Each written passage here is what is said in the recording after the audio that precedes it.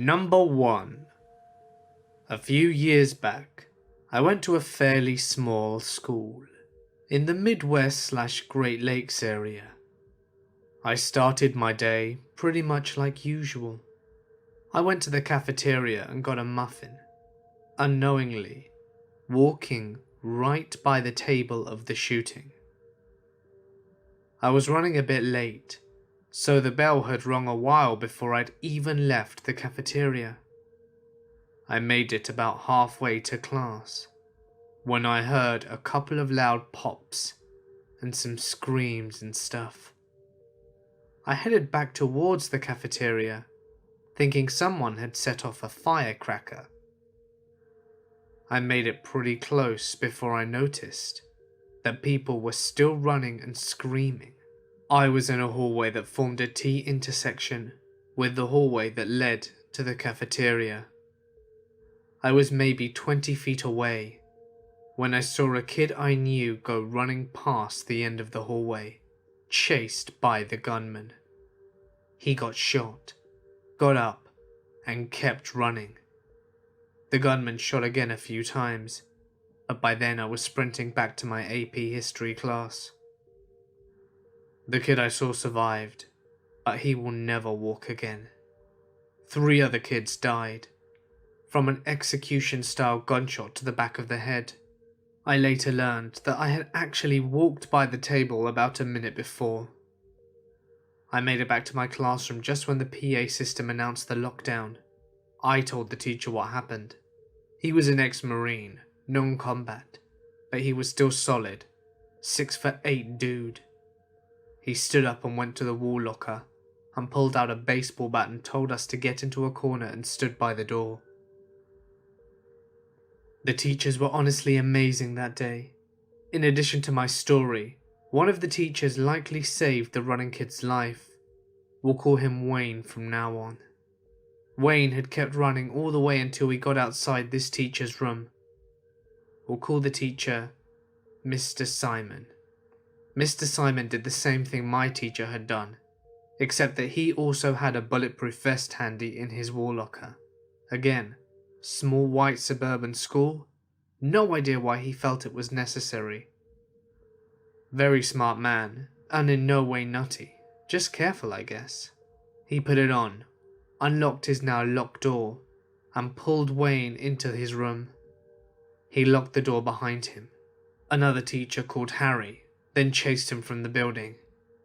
Harry happened to be a rather large football coach. He was the study hall monitor, and initially chased the shooter out of the cafeteria as well. He stopped to check in on the boys, and when he realized that the shooter was still pursuing someone, he left and started chasing him down. I know he was shot at least once, because my friend says that he jumped behind a vending machine to avoid it. Next time we were in school, no more vending machine. I guess that the shooter was out of bullets, and by the time he chased him out the building, he went to the back and sat with the boys until paramedics arrived. I will never be able to express my gratitude for what he did for me and my friends that day. Even though they were probably already gone, just the fact that he was there was nice to know. It was just so surreal. One minute it was all screaming, and the next I was just sitting where I normally sat at 8:15. I ended up throwing up a few hours later, once the adrenaline had worn off. Since then, I've had problems with both opiates and sleeping aids, though I managed to kick both of these habits before college. I still have flashbacks from time to time, and some nightmares, but at least I can sleep.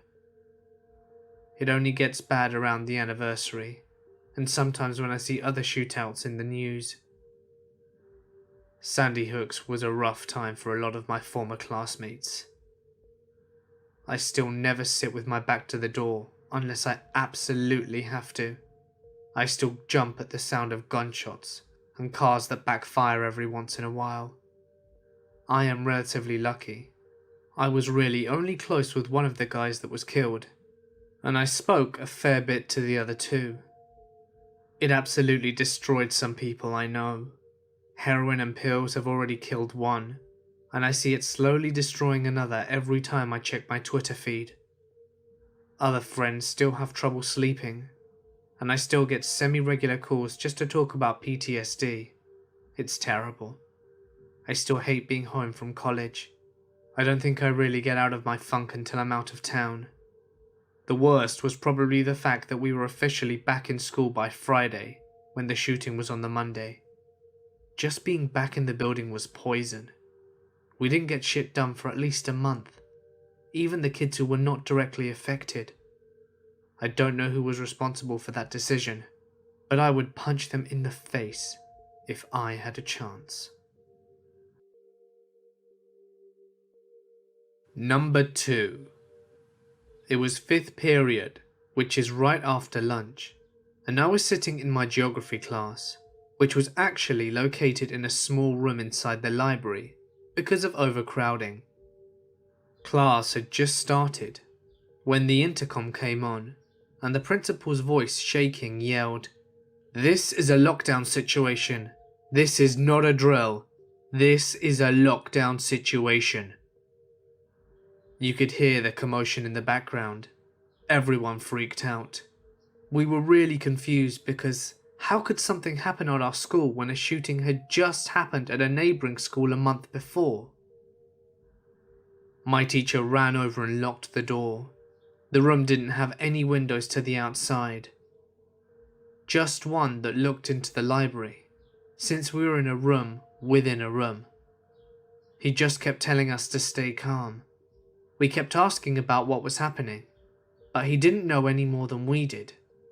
Some time passed. We heard helicopters above, but nothing else. Some kids were freaking out and crying. Others were trying to distract themselves, but mostly, everyone was sitting on their desks or on the floor silently. I sat on the floor and kept looking at the doors, imagining someone busting through and killing me. I kept thinking that I didn't want to die, but I was convinced I was about to. Since I was in the library, I kept thinking back to Columbine, and I thought I would be the first target. I have never felt fear like that before. After a while, my teacher went through a side door into the librarian's office. We could hear that a TV or radio was on, and I think they were watching/listening to the news coverage of whatever was happening. Then he came back, and we asked to know what was happening, but he wouldn't tell us. He just told us to stay calm, and then put on the Karate Kid movie. I was pissed, but in retrospect, I could understand why he didn't tell us. More time went past, and then my teacher told us after a phone call that it would be safe to leave, and a SWAT team would be coming through to clear out the rooms and escort us to safety. He said to drop all our things and stand with our hands on the top of our heads. We did, and then the door opened and the SWAT officers were pointing rifles at us, with one line of other officers doing the same thing behind him. They entered the room, looked, searched around, and then ordered us to walk out single file with our hands on our heads. We did. As I was walking out crying, I smiled at an officer and said thank you. He nodded and winked. They escorted us to the park across the street, where our parents were waiting. Since only a few kids had cell phones, we had to just wander around until we found them. As I was sobbing and looking for my parents, there were news reporters and cameras approaching me and the other kids, asking questions. I ignored them, but I am still disgusted by that. I should have punched them in their face. It should be illegal to approach children for interviews after shit like that. I finally found my parents and started sobbing. We hugged, and they explained what had happened as they drove me home, as they're both cops. It turned out that a kid had brought in a shotgun and shot at the administration office window and at students and teachers around it. Luckily, there was a police officer on campus at the time, because of the shooting at the other school a few weeks ago. He immediately confronted the shooter and shot him in the face and buttocks, and then he was taken into custody. I believe it all happened in the span of a few minutes. Nobody died, but 5 people were injured, but none seriously. When I got home, I turned on the TV. They had identified the shooter. It was a senior I had sat next to in class for an entire semester. We worked on projects together. He was definitely an outcast, and I thought he was kind of weird, but I didn't think he would do something like that. I talked to him a fair amount in class. He did get really angry very quickly over small things, like if he did badly on a test or something. Instead of dropping it, he'd curse and throw his pencil around and act as if it were the end of the world, and not speak to anyone for the rest of the day. Sometimes he would come to class and just look super pissed off and not talk to anyone all day. Other days he'd be really nice to me, and we'd strike up conversations. Looking back, I think he may have had a crush on me. I remember one time correcting his test and signed my name at the bottom. I always dotted my I's with hearts, and he asked, "Is that heart for me?" I laughed and said no. He didn't talk to me for the rest of class that day. He ended up hanging himself in jail before his trial ended. It came out that he had been abused his whole life and had just been rejected from the military before he did the shooting. I had nightmares for years about him killing himself. I cried about it sometimes. I always wondered if there was something that I could have said or done to stop him from doing what he did. I also wondered if he would have come to my class, if he would have shot me or spared me. A lot of people immediately hated him and wished the cop would have killed him on the spot instead of just wounding him. But I don't. I wish he would have had a better life, or at least served time and found peace and became a better person. I know he wasn't an evil person. There was good inside him. He just needed help and didn't get it. Number 3. It wasn't a shooting as in Columbine, but when I was in the 8th grade, a 7th grader brought a gun to school. He was playing with it in music class while they were watching a Disney movie, the songs from which they would be singing later in their recital. I think it was Aladdin, but anyway, the original guy who brought it in passed it to him, and he was fiddling with it. Later, he ended up dropping it on his desk. It went off and struck and killed the little boy sitting directly in front of him. So the school went on to complete lockdown. I, as I said, was in 8th grade and was in algebra on the other side of the school, so no one knew what the hell was going on because we didn't hear the gun go off. In hindsight, it was awful, because we just used the sudden absence of our teachers to piss around. I knew we had no way of knowing, but this little boy just died, and we were throwing paper footballs at each other. So for a couple of hours we just sat in this room. Our teacher, who was normally this super chill, mild-mannered guy, had been all, "No one leaves this room or there will be hell to pay," or something like that. So we didn't. I didn't think we even left to use the bathroom. There was one kid who was coming back from a dentist appointment. I don't envy him. The sight of all the police and the tape and the ambulance. I'm sure there was a lot of palpable horror going on. He was not allowed back in school that day. The families of the shooter and the victims were close, and I believe they were even neighbours. A lot of us went to his funeral. He was so tiny. It was heartbreaking. Number 4. The shooting at my high school was an isolated incident, so I never felt scared. I was honestly more surprised it happened at all. It was one of those things that could have happened anywhere, and no one would have given it a second thought. But because it happened in our parking lot, it made CNN. I went to a high school in a very safe and small town. They called a Code Red, set to start after the first lunch period and before the second. Some of the kids in my class freaked out, since they had never been in school during a Code Red before.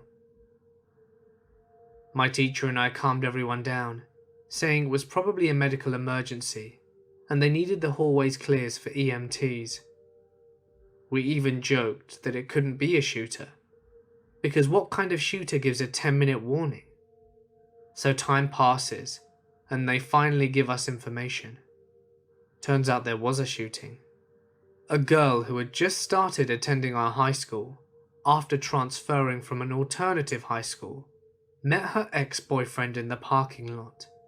He just said he was going to give her some of her things back when he reaches into his backpack and grabs a gun and shoots her 4 times. Her mother immediately drives the car between the two of them and he kills himself. There were a lot of people who looked scared and went home. I looked at my little sister and said that we were staying because there was no danger for us. She said okay. The girl who was shot survived, and a few months later gave birth to a child. At the time of the incident, the shooter's parents had left him alone for a few days, and he had stopped taking his behavioral medication. That undoubtedly contributed to why the shooting happened. Number 5. In 6th grade, my maths class was located in a first-floor classroom, maybe 30 feet from the main entrance to the school. On this particular day, we had a substitute teacher. About halfway through the class, an announcement comes over the PA system. Attention all teachers, please bring your gradebooks to the principal's office immediately. It is apparent that our renter-teacher was confused. My classmates and I look around at each other confused, and we all collectively arrive at, well, what? We were all so confused. So we all did the logical thing, and figured out we should help the substitute teacher find our actual teacher's gradebook, so the sub can take it to the office. Hey, they made an announcement about it and the principal was involved. I'm not going to be that guy that argues. The door to the classroom is open. No one is being quiet. And about half our class is standing, milling around in full view of the first floor windows that look onto our town's one major road. The gradebook, however, still eludes us. We can't find anything on the desk, or anything inside the drawers. We look inside the teacher's closet, but there's really nothing there. So we give up. The substitute, now frazzled, and by our estimation late for her date with the principal, grabs the planner and her notes from the day, and leaves the room, heading towards the office on the other side of the hall. We are a loud buzzing mass of 6th graders in the open-doored classroom closest to the main entrance of the building, and we are now lacking in supervision. At the time the buzzer sounds, all the periods end. We're still confused. Should we leave? I peek out into the hallway and notice that no other classes have been dismissed yet. And then I see her. Our substitute, replete with old lady printed dress, thick trimmed glasses and heels, is positively galloping down the hall towards the room, waving at me frantically to get back inside. Something, it seems, is amiss. Red-faced and panting, having dropped her planner somewhere in the 100-yard dash, she gets back into the room and slams the door shut. With all semblance of secrecy long blown, Substitute Bot 9000 just says, "There is a suspected murderer somewhere within the mile radius of the school. Get away from the windows, we're turning off the lights, all be quiet. This is not a drill." We oblige. An hour of tense and awkward silence later, we're given the all clear. The guy had been picked up by local police and we were out of danger. Needless to say, the lockdown code was revised after that particular incident. Number 6. When I was a junior in '98, I was in the office applications class when the school went on lockdown. We didn't know at first what had happened. I remember someone coming to the door and motioning for my teacher to come speak with him. After a few moments of hushed discussion, the man left and my teacher shut and locked the door. She went to the front of the class and in a very somber voice she explained to us that we were going to be staying in the class until the end of the day. and maybe even longer if the police wanted us to stay put. We asked her what was wrong, and she got choked up and made a weird sound, a cross between a sob and a cough. She told us with tears in her eyes that a boy named Nick Creason had been shot outside, and that it didn't look like he was going to make it. A few girls in the back of the class began gasping, and some of them started crying. One of their friends was a girl named Tanya, who was Nick's girlfriend at the time. They all knew each other. Apparently Nick had been falling out with this other guy, Jacob Davis, over Tanya's affections. Jacob had gotten angry that she was seeing this other guy after dumping him, so he confronted him about it in the parking lot. He shot him there with a rifle, and Nick died in hospital. 3 lives were ruined that day. Nick's, which was forever lost, Tanya's, who was never the same again after that, and Jacob, who is now serving life in prison, not to mention the family of the 3 of them. All of that over a girl. Even when I was a know-nothing kid of a girl in high school, I knew that no boyfriend or girlfriend was ever worth committing murder for. But I'd never had to walk in anyone else's shoes, so I don't know what goes on in the minds of those angry people. I just wish it had never happened. It was right after Columbine, and it put our sleepy town school on the map and in the public eye. It's selfish and strange of me, but I'm glad I didn't personally know any of the people involved. It was easier to deal with by distancing myself from it. It made it seem less real. Number 7. I was in my American history class at the time when the shooting happened. The shooting took place in the main office of the school, and my class was to the far left of the school. It was during lunch hour, but my class had already came back off lunch. At the time of the shooting, I had earbuds in because we were working on a project for class. My friend bumped me and told me that we were in code red and we had to do the procedural stuff. Lights off, no one in sight of the windows or the door, and everyone sitting on the ground. No one talking and no cell phones. The no talking rule always gets broken, because people always want to hear about what the other people think is going on. The year of the shooting I was a freshman. The shooter was a senior, and had been suspended due to doing donuts in the parking lot. He left school, did some K2, and came back with his father's loaded handgun and shot the vice principal and the principal. The principal survived, but the vice principal did not. The student left the building and drove somewhere, parked, and took his own life. Sad thing was that the vice principal had a son that taught at our school. I didn't have him as a teacher, but he took a few weeks off after the shooting. And all the while I was working on my American history project, not knowing what happened until someone announced on the intercom what had happened. After a couple of hours of being in code red, police started to escort classrooms outside the building. Rough next couple of days for some time.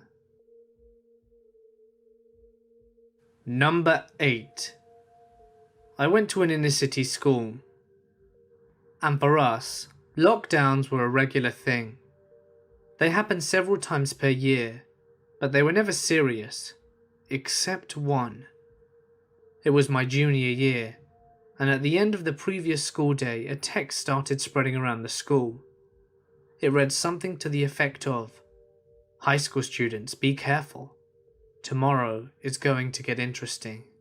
The Blue Rules gang are going to spray." I didn't think much of it, even though it was a fairly odd happening. Apparently overnight the message spread to some members of the school administrators. I arrived at school the next day, and there was a palpable tension in the air. I went into my first class as usual, and on my way through, I noticed a few more police officers than I was used to. I arrived to my first class of the day, and the school bell rang.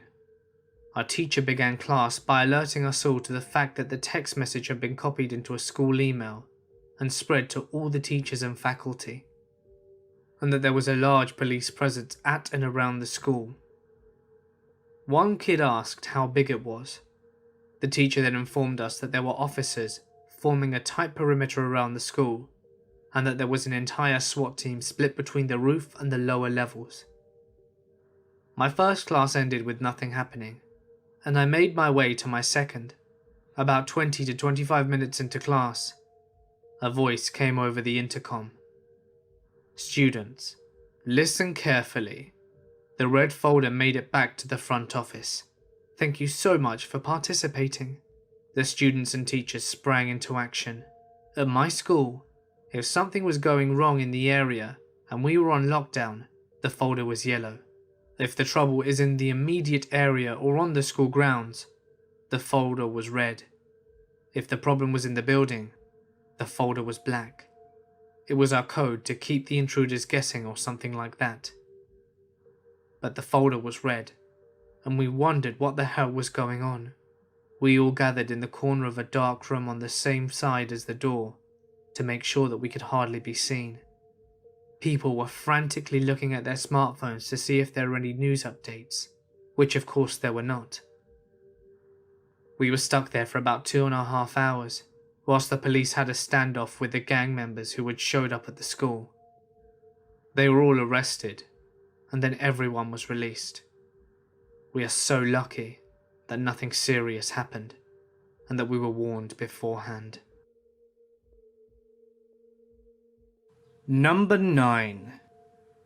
This happened in 2014. I'm a senior in high school and would be graduating this year. I remember feeling dreadful and not wanting to go to school because somehow I knew something bad was going to happen.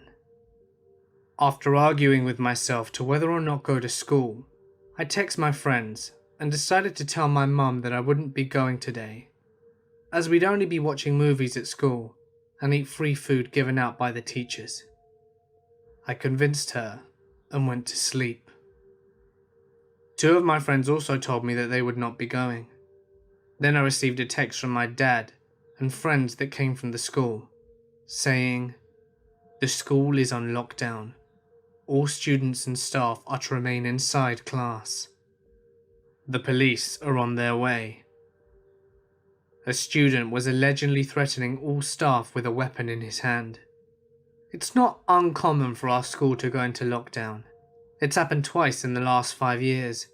At first, my school wasn't as bad as it is right now. We had student council, and we looked up to them to regulate school rules, and always are the ones to stop fights or anything that will harm the students. When the seniors, who were all part of the student council, graduated, everything turned sour.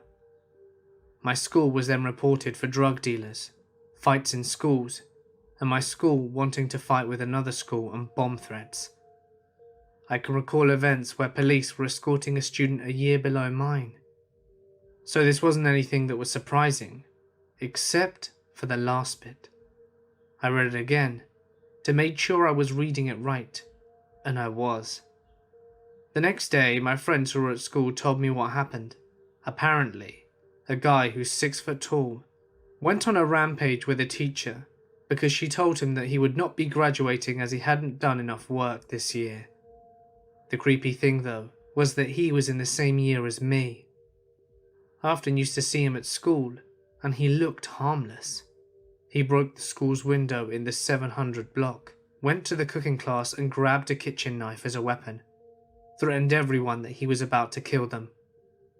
They called the police and made the students go to their class and remain in class until the police got to the school. Fortunately, there were brave students that knew how to defend themselves and decided to imprison the student into a closet slightly taller than the student. Someone managed to kick the knife out of his hand and pushed him into a closet and locked it until the police arrived. I don't know what happened after that. There were rumours that he was put in jail, suspended, expelled, or went to another school. It was a good thing that I wasn't there.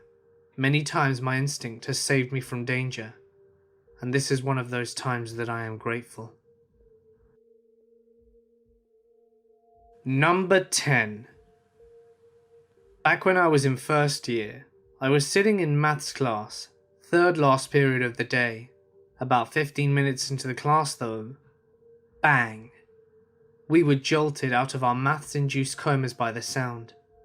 The classroom was situated on the top of an old staircase, which amplified the sound, which also happened to have emanated just from the bottom of the staircase in an adjoining hallway.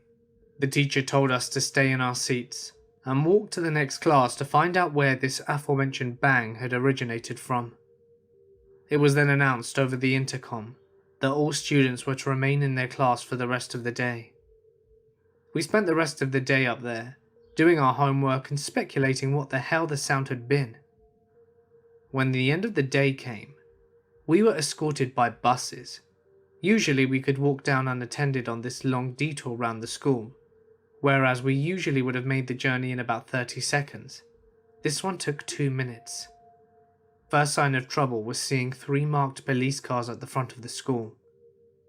Second sign was seeing 2 officers with MP5 submachine guns standing by one of the main student entrances.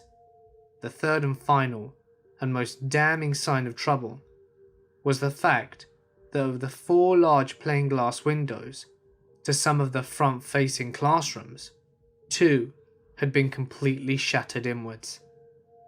On the bus home, further speculation suggested it had been a bomb. Others said it was a massive firework of some kind. Some of my friends had been closer to the source of the explosion and said that one of the teachers had a breakdown later on. The next day, the window had been repaired, but an area of the school was still damaged. There had been lockers beside a small set of stairs and double doors in front of the steps. The doors were splintered, and the lockers no longer there.